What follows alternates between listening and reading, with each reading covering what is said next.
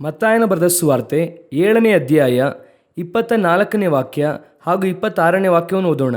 ಆದದರಿಂದ ಈ ನನ್ನ ಮಾತುಗಳನ್ನು ಕೇಳಿ ಅವುಗಳಂತೆ ನಡೆಯುವವನು ಬಂಡೆಯ ಮೇಲೆ ಮನೆಯನ್ನು ಕಟ್ಟಿಕೊಂಡ ಬುದ್ಧಿಯುಳ್ಳ ಮನುಷ್ಯನನ್ನು ಹೋಲುವನು. ಆದರೆ ಈ ನನ್ನ ಮಾತುಗಳನ್ನು ಕೇಳಿಯೂ ಅವುಗಳಂತೆ ನಡೆಯದ ಪ್ರತಿಯೊಬ್ಬನು ಉಸುಬಿನ ಮೇಲೆ ಮನೆಯನ್ನು ಕಟ್ಟಿಕೊಂಡ ಬುದ್ಧಿಹೀನ ಮನುಷ್ಯನನ್ನು ಹೋಲುವನು. ಒಂದು ಮನೆಯನ್ನು ಕಟ್ಟುವುದಕ್ಕೆ ಬಹಳ ಮುಖ್ಯವಾಗಿ ಬೇಕಾದಂತಹ ಕಾರ್ಯವೇನೆಂದರೆ, ಸಾಮ್ಯವಾಗಿ ಹೇಳುತ್ತಾರೆ, ಆದರೆ ಮುಖ್ಯವಾದದ್ದೇನೆಂದರೆ ಈ ನನ್ನ ಮಾತುಗಳನ್ನು ಕೇಳಿ ಅವುಗಳಂತೆ ನಡೆಯುವವನು. ಇವತ್ತು ಅನೇಕ ಸಮಯದಲ್ಲಿ ನಾವು ಮಾತುಗಳನ್ನು ಕೇಳುತ್ತೇವೆ, ಮಾತುಗಳಿಗೆ ಬರವೇ ಇಲ್ಲ. ಬೆಳಗ್ಗೆ 6 ಗಂಟೆಗೆ ಆರಂಭವಾದರೆ ರಾತ್ರಿ 10 ಗಂಟೆಗೆ ನಾವು ಮಲಗುವವರೆಗೂ ನಾವು ಕೂತು ಸಂದೇಶವನ್ನು ಕೇಳಬಹುದು. ಅಷ್ಟರ ಮಟ್ಟಿಗೆ ಮಾರ್ಗವೂ ಇದೆ. ನಾವು ವಾಟ್ಸಪ್ ತೆಗೆದರೂ ಸರಿ, ಅಥವಾ ಫೇಸ್ಬುಕ್ಗೆ ಹೋದರೂ ಸರಿ, ಅಥವಾ ಯೂಟ್ಯೂಬ್ಗೆ ಹೋದರೂ ಸರಿ, ಏನೇ ಮಾಡಿದರೂ ಸರಿ, ನೀವು ಅಷ್ಟರ ಮಟ್ಟಿಗೆ ದೇವರ ವಾಕ್ಯವನ್ನು ಕೇಳುವಂತಹ ಅವಕಾಶಗಳು ನಮಗೆ ಇದೆ. ಆದರೆ ವಾಕ್ಯವನ್ನು ಕೇಳುವಂತ ನಾವು ಅದರ ಪ್ರಕಾರವಾಗಿ ಮಾಡುತ್ತೇವಾ ಎನ್ನುವುದೇ ಪ್ರಶ್ನೆ. ದೇವರು ಹೇಳುತ್ತಾರೆ, ಕಿವಿಯುಳ್ಳವನು ಕೇಳಲಿ. ಒಂದು ಕೇಳದೇ ಇರುವಂತಹ ಗುಂಪಿದೆ, ಅವರು ಹೇಳಿಯೂ ಕೇಳದೇ ಇದ್ದರು ಎಂಬುದಾಗಿ ದೇವರು ಹೇಳುತ್ತಾರೆ. ಕೇಳದೇ ಇರುವಂತಹ ಗುಂಪಿದೆ. ಇನ್ನೊಂದು ಗುಂಪಿದೆ, ಕೇಳಿ ಅದರ ಪ್ರಕಾರವಾಗಿ ಕೈಗೊಂಡು ನಡೆಯುತ್ತಾ ಇದ್ದೇವಾ? ಬೋಧಿಸಲ್ಪಡುತ್ತಾ ಇದೆ, ಬೋಧನೆಗೆ ಕೊರತೆಯೇ ಇಲ್ಲ. ಸಭೆ ಇದೆ, ಸಭಾಪಾಲಕರು ಬೋಧಿಸುತ್ತಾರೆ. ವಾರ ವಾರ ಒಂದು ಅರ್ಧ ಗಂಟೆಯೋ 1 ಗಂಟೆಯೋ ನಿಮಗೆ ಬೋಧನೆ ಕೊಡಲಾಗುತ್ತದೆ. ಎಷ್ಟು ಸುಂದರವಾಗಿ ದೇವರು ಈ ವ್ಯವಸ್ಥೆಯನ್ನು ಏರ್ಪಡಿಸಿದ್ದಾರೆ ನೋಡಿ. ಎಲ್ಲೂ ಕೂಡ ಇಲ್ಲದೇ ಇರುವಂತದ್ದು. ನಮಗೆ ವಾರ ವಾರ ಬಂದು ನಾವು ದೇವರ ವಾಕ್ಯವನ್ನು ಕೇಳುವಂತಹ ಒಂದು ವ್ಯವಸ್ಥೆಯನ್ನು ದೇವರು ನಮಗೆ ಏರ್ಪಡಿಸಿಕೊಟ್ಟಿದ್ದಾರೆ. ಆ ರೀತಿ ಒಂದು ಆಶೀರ್ವಾದ ಕಾರ್ಯವನ್ನು ದೇವರು ಮಾಡುವಾಗ ಕೇಳುವಂತ ಎಷ್ಟು ಜನ ಅದನ್ನು ಮಾಡುತ್ತೇವೆ? ಅದೇ ಪ್ರಶ್ನೆ. ಭಾನುವಾರ ಆರಾಧನೆಗೆ ಬಂದು ಹೋಗುವಂಥದ್ದು ಒಂದು ಸಂಪ್ರದಾಯವಾಗಿದೆ, ಬಂದು ಹೋಗಬೇಕು ಅಷ್ಟೇನೆ. ಸ್ವಲ್ಪ ಜನರು ಅವತ್ತು ಸಭೆಗೆ ಬರದೇ ಇದ್ದರೆ ಅವರು ಹೇಳುತ್ತಾರೆ, ಸಭೆಗೆ ಇವತ್ತು ಹೋಗಲಿಲ್ಲ, ಏನೋ ಒಂಥರ ಇದೆ ಎಂಬುದಾಗಿ. ಯಾವ ತರ ಇದೆ ಎಂಬುದಾಗಿ ಅದನ್ನು ಕೂಡ ಅವರಿಗೆ ಹೇಳುವುದಕ್ಕೆ ಗೊತ್ತಿಲ್ಲ. ಅದೇನೆಂದರೆ ಅವರಿಗೆ ಒಂದು ಅಟೆಂಡೆನ್ಸ್ ಹಾಕಬೇಕು ಅಷ್ಟೇನೆ, ಬಂದು ಹೋಗಬೇಕು. ಏನ್ ನಡೆಯುತ್ತದೆ, ಏನಾಗುತ್ತದೆ ಅದೆಲ್ಲ ಇಲ್ಲ. ಇವರೆಲ್ಲರೂ ಸಭೆಗೆ ಬರುವಂತವರೇ. ಕೇಳಿ ನೋಡಿ, ಸಂದೇಶ ಕಿವಿಗಳಿಗೆ ಬೀಳುತ್ತದೆ. ಎಷ್ಟು ಜನ ನಾವು ಅದರ ಪ್ರಕಾರ ಮಾಡುತ್ತೇವೆ ಎನ್ನುವಂಥದ್ದೇ ಪ್ರಶ್ನೆ. ಇವತ್ತು ಅನೇಕ ಕುಟುಂಬಗಳು, ನಾನು ಕ್ರೈಸ್ತ ಕುಟುಂಬದ ಕುರಿತಾಗಿ ಮಾತ್ರ ಮಾತನಾಡುತ್ತಿದ್ದೇನೆ, ಎಷ್ಟೋ ಕುಟುಂಬಗಳು ಮುರಿಯಲ್ಪಡುತ್ತಾ ಇದೆ, ಎಷ್ಟೋ ಕುಟುಂಬಗಳು ಚದುರಿಸಲ್ಪಡುತ್ತಾ ಇದೆ, ಎಷ್ಟೋ ಕುಟುಂಬಗಳಲ್ಲಿ ಡಿವರ್ಸ್. ಲೋಕದಲ್ಲಿಯೇ ಒಂದು ಗಂಡ ಹೇಗಿರಬೇಕು, ಒಂದು ಹೆಂಡತಿ ಹೇಗಿರಬೇಕು, ಕುಟುಂಬ ಹೇಗೆ ನಡೆಸಬೇಕು, ಮಕ್ಕಳನ್ನು ಹೇಗೆ ಬೆಳೆಸಬೇಕು, ಏನೇನು ಮಾಡಬೇಕು, ಏನೇನು ಮಾಡಬಾರದು ಎನ್ನುವಂಥದ್ದನ್ನು ಅಧ್ಯಾಯವಾಗಿ ಬರೆದು ಪ್ರತ್ಯೇಕವಾಗಿ ಬರೆದುಕೊಟ್ಟಿರುವಂತಹ ಪುಸ್ತಕ ಲೋಕದಲ್ಲಿ ಒಂದೇ ಒಂದು ಇದೆ ಅಂದರೆ ಅದು ಕೇವಲ ಸತ್ಯವೇದ ಮಾತ್ರವೇ. ಹಾಗಾದರೆ ನೋಡಿ, ವಾಕ್ಯವನ್ನು ಕೇಳುತ್ತೇವೆ, ಎಲ್ಲಾ ಕಿವಿಗಳಿಗೆ ಬೀಳುತ್ತದೆ, ಬಟ್ ನಮ್ಮ ಜೀವಿತದಲ್ಲಿ ಅಪ್ಲೈ ಮಾಡುತ್ತೇವಾ? ಕನ್ನಡದಲ್ಲಿ ಹೇಳುತ್ತಾರೆ, ಅಭ್ಯಾಸ ಮಾಡುತ್ತೇವಾ ಎನ್ನುವಂಥದ್ದೇ ಪ್ರಶ್ನೆ. ಅದನ್ನು ನಾವು ಇಂಪ್ಲಿಮೆಂಟ್ ಮಾಡುತ್ತೇವಾ ಅಂದರೆ ಅದರಲ್ಲೇ ಇದೆ ಸಮಸ್ಯೆ. ಕೇಳುವುದರಲ್ಲಿ ಯಾವುದೇ ಕೊರತೆ ಇಲ್ಲ. ಇನ್ನು ಕೇಳಿ ನೋಡಿ, ಇವರೆಲ್ಲ ಬೆಳಗ್ಗೆ ಬೈಬಲ್ ಓದುವಂತವರಾಗಿ ಇರುತ್ತಾರೆ, ರೆಗ್ಯುಲರ್ ಬೈಬಲ್ ಓದುತ್ತಾರೆ ಡೈಲಿ. ಕೇಳಿ ನೋಡಿ, ನಾವು ಪ್ರತಿದಿನ ಕೂಡ ಬೆಳಗ್ಗೆ ಬೈಬಲ್ ಓದುತ್ತೇವೆ, ಯಾವ ಸಮಸ್ಯೆ ಇಲ್ಲ. ದಿಢೀರ್ ಎಂಬುದಾಗಿ ಪಾಸ್ಟರ್ ಕೇಳುತ್ತಾರೆ, ಇವತ್ತು ಬೈಬಲ್ ಓದಿದ್ರಾ? ಓದಿದ್ವಿ. ಇಲ್ಲ ಎಂಬುದಾಗಿ ಹೇಳುವುದಿಲ್ಲ. ವಾಕ್ಯವನ್ನು ಕೇಳುತ್ತೇವೆ, ಓದುತ್ತೇವೆ, ಎಲ್ಲ ಮಾಡುತ್ತೇವೆ, ಆದರೆ ಅದರ ಪ್ರಕಾರವಾಗಿ ಮಾಡುತ್ತೇವೆ ಎನ್ನುವಂಥದ್ದೇ ಪ್ರಶ್ನೆ. ನನ್ನ ವಾಕ್ಯಗಳನ್ನು, ನಾನು ಹೇಳಿದಂಥ ಈ ವಾಕ್ಯಗಳನ್ನು ಕೇಳಿ ಅದರ ಪ್ರಕಾರವಾಗಿ ನಡೆಯುವವನು ಯಾರೋ? ಆದಾಮನೇ ಲೋಕದಲ್ಲಿಯ ಮೊದಲನೆಯ ಕುಟುಂಬ. ಆ ಕುಟುಂಬವನ್ನು ಹೋಗಿ ನೋಡಿರಿ, ಬಹಳ ಆಶ್ಚರ್ಯವಾಗಿತ್ತು. ಈ ವಾಕ್ಯವನ್ನು ದೇವರು ನನಗೆ ಹೇಳಿ ಒಂದು ವಿಷಯವನ್ನು ಹೇಳಿಕೊಡುವಾಗ ಒಂದು ಫಾರ್ಮುಲಾವನ್ನು ದೇವರು ಹೇಳಿಕೊಟ್ಟರು, ಯಾರು ಏನನ್ನು ಹೇಗೆ ಕೇಳಬೇಕು ಎಂಬುದಾಗಿ. ಈಗ ಆದಾಮನ ಕುರಿತಾಗಿ ವಾಕ್ಯವು ಹೇಳುತ್ತದೆ, ಆದಿಕಾಂಡ ಪುಸ್ತಕ 3ನೇ ಅಧ್ಯಾಯ 10ನೆಯ ವಾಕ್ಯವನ್ನು ಓದಿರಿ. ನೀನು ಎಲ್ಲಿರುತ್ತಿ ಎಂದು ಕೂಗಿ ಕೇಳಲು ಅವನು, ನೀನು ತೋಟದಲ್ಲಿ ಸಂಚರಿಸುವ ಸಪ್ಪಳವನ್ನು ನಾನು ಕೇಳಿ. ಆ ದೇವರ ಸ್ವರ ಕೇಳಿ ಅವನಿಗೆ ಏನು ಬರುತ್ತದೆ? ಭಯ ಬರುತ್ತದೆ.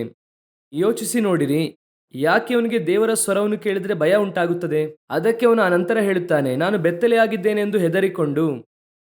ಯಾಕೆ ಇವನಿಗೆ ಸ್ವರ ಕೇಳಿದ ಕೂಡಲೇ ದೇವರ ಸ್ವರವನ್ನೇ ಅವನು ಇಲ್ಲಿಯವರೆಗೂ ಕೇಳಿದ್ದಾನೆ. ನೀವು ಆದಿಕಾಂಡ 1ನೇ ಅಧ್ಯಾಯ 28ನೇ ವಾಕ್ಯವಾಗಿರಬಹುದು, 2ನೇ ಅಧ್ಯಾಯ 14ನೇ ವಾಕ್ಯ 15ನೇ ವಾಕ್ಯವೂ ಕೂಡ ಆಗಿರಬಹುದು. ಈ 2 ಕಡೆ ಕೂಡ ಅವನು ದೇವರೊಂದಿಗೆ ಡೈರೆಕ್ಟ್ ಆಗಿ ಮಾತನಾಡುತ್ತಾನೆ. ಆದಿಕಾಂಡ 1ನೇ ಅಧ್ಯಾಯ 28ನೇ ವಾಕ್ಯ ಓದಿರಿ. ಇದಲ್ಲದೆ ದೇವರು ಅವರನ್ನು ಆಶೀರ್ವದಿಸಿ, ನೀವು ಬಹು ಸಂತಾನ ಉಳ್ಳವರಾಗಿ ಹೆಚ್ಚಿರಿ, ಭೂಮಿಯಲ್ಲಿ ತುಂಬಿಕೊಂಡು ಅದನ್ನು ವಶ ಮಾಡಿಕೊಳ್ಳಿರಿ, ಸಮುದ್ರದ ಮೀನುಗಳ ಮೇಲೆಯೂ ಆಕಾಶದ ಪಕ್ಷಿಗಳ ಮೇಲೆಯೂ ಭೂಮಿಯಲ್ಲಿ ಚಲಿಸುವ ಎಲ್ಲಾ ಜೀವಿಗಳ ಮೇಲೆಯೂ ದೊರೆತನ ಮಾಡಿರಿ ಅಂದನು. ಕರ್ತನು ಅವನೊಂದಿಗೆ ಡೈರೆಕ್ಟ್ ಆಗಿ ಮಾತನಾಡುತ್ತಾರೆ. ಈಗ ಅವನಿಗೆ ಆ ಸ್ವರವನ್ನು ಕೇಳುವುದಕ್ಕೆ ಆಗುತ್ತಾ ಇದೆ. 2ನೇ ಅಧ್ಯಾಯ 16, 17ನೇ ವಾಕ್ಯ. ಇದಲ್ಲದೆ ಯೆಹೋವ ದೇವರು ಆ ಮನುಷ್ಯನಿಗೆ, ನೀನು ತೋಟದಲ್ಲಿರುವ ಎಲ್ಲಾ ಮರಗಳ ಹಣ್ಣುಗಳನ್ನು ಯಥೇಚ್ಛವಾಗಿ ತಿನ್ನಬಹುದು, ಒಳ್ಳೆದರ ಕೆಟ್ಟದರ ಅರಹನ್ನು ಹುಟ್ಟಿಸುವ ಮರದ ಹಣ್ಣನ್ನು ಮಾತ್ರ ತಿನ್ನಬಾರದು, ತಿಂದ ದಿನ ಸತ್ತೇ ಹೋಗುವೆ ಎಂದು ವಿಧಿಸಿದನು. ಈಗಲೂ ಕರ್ತನು ಅವನೊಂದಿಗೆ ಮಾತನಾಡುವಾಗ ಅವನಿಂದ ಕೇಳುವುದಕ್ಕೆ ಆಗುತ್ತಾ ಇದೆ. ಒಂದು ಕಡೆ ದೊರೆತನ ಮಾಡಿ ಅನ್ನುತ್ತಾರೆ, ಒಂದು ಕಡೆ ಏನು ಮಾಡಬೇಕು ಮಾಡಬಾರದೆಂದು ಹೇಳುತ್ತಿದ್ದಾರೆ. ಇದೆಲ್ಲ ಕೇಳುವುದಕ್ಕೆ ಆದಾಮನಿಂದ ಆಗುತ್ತಾ ಇದೆ, ಕೂತು ಕೇಳುತ್ತಾರೆ. ಆದರೆ ವಾಕ್ಯ ಹೇಳುತ್ತದೆ 3ನೇ ಅಧ್ಯಾಯ 10ನೇ ವಾಕ್ಯದಲ್ಲಿ, ತೋಟದಲ್ಲಿ ಸಂಚರಿಸುವ ದೇವರ ಸಪ್ಪಳವನ್ನು ಕೇಳಿ ಅವನು ಹೆದರಿಕೊಂಡು, ಯಾಕೆ ದಿಢೀರೆಂಬುದಾಗಿ ಭಯ ಉಂಟಾಯಿತು? ದಿಢೀರೆಂಬುದಾಗಿ ಭಯ ಉಂಟಾದದಕ್ಕೆ ಕಾರಣ ಏನೆಂಬುದಾಗಿ ನೋಡುವುದಾದರೆ, ಈಗ ಇವನು ಇದಕ್ಕಿಂತ ಮುಂಚಿತವಾಗಿ 2ನೇ ಅಧ್ಯಾಯದ ತನಕ ದೇವರ ಸ್ವರವನ್ನು ಕೇಳುತ್ತಲೇ ಇದ್ದ. 3ನೇ ಅಧ್ಯಾಯದಲ್ಲಿ ಬೇರೆ ಒಂದು ಸ್ವರವನ್ನು ಕೇಳಿದ ಕೂಡಲೇ ಈಗ ದೇವರ ಸ್ವರವು ಅವನಿಗೆ ಭಯವಾಗಿ ಇದೆ. ಆದಿಕಾಂಡ ಪುಸ್ತಕ 3ನೇ ಅಧ್ಯಾಯ 12ನೇ ವಾಕ್ಯವನ್ನು ಓದಿರಿ. ಆ ಮನುಷ್ಯನು, ನನ್ನ ಜೊತೆಯಲ್ಲಿರುವುದಕ್ಕೆ ನೀನು ಕೊಟ್ಟ ಸ್ತ್ರೀಯು ಆ ಮರದ ಹಣ್ಣನ್ನು ನನಗೆ ಕೊಟ್ಟಳು, ನಾನು ತಿಂದೆನು ಎಂದು ಹೇಳಿದನು. ಹಾಗಾದರೆ ಇವನು ಯಾರ ಮಾತನ್ನು ಕೇಳಿದ? ಸ್ತ್ರೀಯ ಮಾತನ್ನು ಕೇಳಿದ. ದೇವರ ಮಾತನ್ನು ಕೇಳುವ ತನಕ ಇವನಿಂದ ದೇವರನ್ನು ನೋಡುವುದಕ್ಕೆ ಸಾಧ್ಯವಾಯಿತು. ಯಾವಾಗ ಅವನು ಸ್ತ್ರೀಯ ಮಾತನ್ನು ಕೇಳುವುದಕ್ಕೆ ಆರಂಭಿಸುತ್ತಾನೋ ಆಗ ಅವನಿಂದ ದೇವರ ಸ್ವರವನ್ನು ಕೇಳುವುದಕ್ಕೆ ಆಗಲಿಲ್ಲ, ಭಯ ಉಂಟಾಯಿತು. ಕರ್ತನ ಸ್ವರವನ್ನು ಕೇಳಬೇಕು ಅಂದರೆ ಮೊದಲು ಮನುಷ್ಯನ ಸ್ವರವನ್ನು ಕೇಳುವುದನ್ನು ನಿಲ್ಲಿಸಬೇಕು. ಇವತ್ತು ಅನೇಕರಿಗೆ ದೇವರ ಸ್ವರವನ್ನು ಕೇಳಬೇಕೆಂದು ಆಸೆ ಇದೆ. ದೇವರ ಸ್ವರವನ್ನು ಕೇಳುವುದು ಹೇಗೆ? ಸಮುವೇಲನು ದೇವರ ಸ್ವರವನ್ನು ಕೇಳಿದ, ಪೌಲನು ದೇವರ ಸ್ವರವನ್ನು ಕೇಳಿದ. ಸತ್ಯವೇದ ಓದುವಾಗ ನಾವು ನೋಡುತ್ತೇವೆ, ಕರ್ತನ ವಾಕ್ಯದಲ್ಲಿ ಓದುತ್ತೇವೆ, ಆದರೆ ಕರ್ತನ ಸ್ವರವು ನನಗೆ ಸಂತೋಷವಾಗಿದೆಯಾ? ಕರ್ತನ ಸ್ವರವು ನನ್ನಿಂದ ಕೇಳುವುದಕ್ಕೆ ಆಗುತ್ತಾ ಇದೆಯಾ? ಆ ರೀತಿ ಕೇಳುವುದಾದರೆ ಕರ್ತನ ಸ್ವರವನ್ನು ಕೇಳುವುದಕ್ಕೆ ನೀವು ಮಾಡಬೇಕಾದ ಒಂದು ಎಕ್ಸರ್ಸೈಸ್ ಇದೆ. ಯಾವ ಎಕ್ಸರ್ಸೈಸ್? ಎಲ್ಲಿಯ ತನಕ ಅವನಿಂದ ದೇವರ ಸ್ವರ ಕೇಳುವುದಕ್ಕೆ ಆಯಿತು ಅಂದ್ರೆ, ಎಲ್ಲಿಯ ತನಕ ಅವನು ಸ್ತ್ರೀಯ ಸ್ವರವನ್ನು ಕೇಳದೇ ಇದ್ದನೋ, ಈಗ ದೇವರು ಆದಾಮನಿಗೆ ಹೇಳುತ್ತಾರಲ್ಲ, ಎಲ್ಲವನ್ನೂ ಕೂಡ ದೊರೆತನ ಮಾಡು ಎಂಬುದಾಗಿ 1:28 ಅದನ್ನು ಹೇಳುವಾಗ ಅವಳು ಇಲ್ಲ. 2ನೇ ಅಧ್ಯಾಯ 16-17ನೇ ವಾಕ್ಯದಲ್ಲಿ ಹೇಳುತ್ತಾರಲ್ಲ, ಯಾವುದನ್ನು ತಿನ್ನಬೇಕು ತಿನ್ನಬಾರದೆಂಬುದಾಗಿ. ಅದನ್ನು ಹೇಳುವಾಗ ಅವಳು ಇಲ್ಲ. ಈಗ ಎರಡನ್ನು ಹೇಳುವಾಗ ಅವಳು ಇಲ್ಲ. ಆದರೆ ಆದಾಮನಿಗೆ ಹೇಳಿದ ನಂತರವಾಗಿಯೇ ಈ ನಿಯಮ ಅವಳಿಗೆ ಹೋಗುತ್ತದೆ, ಈ ಪ್ರಮಾಣ ಹೋಗುತ್ತದೆ. ಇದನ್ನು ನೀವು ಪ್ರಮಾಣ ಎಂಬುದಾಗಿ ಹೇಗೆ ಹೇಳುತ್ತೀರಾ, ಒಡಂಬಡಿಕೆ ಎಂಬುದಾಗಿ ಹೇಗೆ ಹೇಳುತ್ತೀರಾ ಅಂದರೆ, ಹೋಶಾಯನ ಪುಸ್ತಕ 6ನೇ ಅಧ್ಯಾಯ 7ನೇ ವಾಕ್ಯವನ್ನು ಓದಿರಿ. ಅವರು ಆದಾಮನಂತೆ ನನ್ನ ನಿಬಂಧನೆಯನ್ನು ಮೀರಿದ್ದಾರೆ, ಅಲ್ಲಲ್ಲಿ ನನಗೆ ದ್ರೋಹ ಮಾಡಿದ್ದಾರೆ. ಹಾಗಂದ್ರೆ ಏನು ಅರ್ಥ? ಆದಾಮನು ಒಡಂಬಡಿಕೆಯನ್ನು ಮೀರಿದನು, ದ್ರೋಹ ಮಾಡಿದನು ಎಂಬುದಾಗಿ ಅರ್ಥ. ಯಾವುದು ಒಡಂಬಡಿಕೆಯನ್ನು ಮೀರುವಂಥದ್ದು? ನಾನು ಒಂದನ್ನು ತಿನ್ನಬೇಡ ಎಂಬುದಾಗಿ ಹೇಳಿದೆ, ನಿನ್ನನ್ನು ತಿನ್ನು ಅಂತ ಹೇಳಿದೆ. ನೀನು ತಿನ್ನು ಅಂತ ಹೇಳಿದ್ದನ್ನು ತಿಂದೆ, ತಿನ್ನಬಾರದು ಎಂಬುದಾಗಿ ಹೇಳಿದಂಥದ್ದನ್ನು ತಿಂದೆ. ನನ್ನ ಒಡಂಬಡಿಕೆಯನ್ನು ತಿನ್ನಬಾರದು ಎಂಬುದಾಗಿ ನಾನು ಹೇಳಿದೆ. ಈಗ ದೇವರು ಹೇಳುತ್ತಾರಲ್ವಾ, ಅಪಾತ್ರವಾಗಿ ಭೋಜನ ಮಾಡುವವನು ಎಂಬುದಾಗಿ 1 ಕೊರಿಂಥದಲ್ಲಿ ಹೇಳುತ್ತಾರೆ ಅಲ್ವಾ, ಅದೇ ರೀತಿ ಇಲ್ಲಿ ತಿನ್ನಬಾರದು ಎಂಬುದಾಗಿ ಹೇಳಿದ್ದನ್ನು ತಿಂದರು. ಅದೇ ಒಡಂಬಡಿಕೆಯ ಮೀರುವಿಕೆ. ಈ ಒಡಂಬಡಿಕೆಯನ್ನು ಮೀರಿದ್ದರಿಂದ ಈಗ ಅವರಿಂದ ಏನನ್ನು ಮಾಡುವುದಕ್ಕೆ ಆಗಲಿಲ್ಲ ಅಂದ್ರೆ, ಕರ್ತನ ಸ್ವರವನ್ನು ಕೇಳುವುದಕ್ಕೆ ಆಗಲಿಲ್ಲ.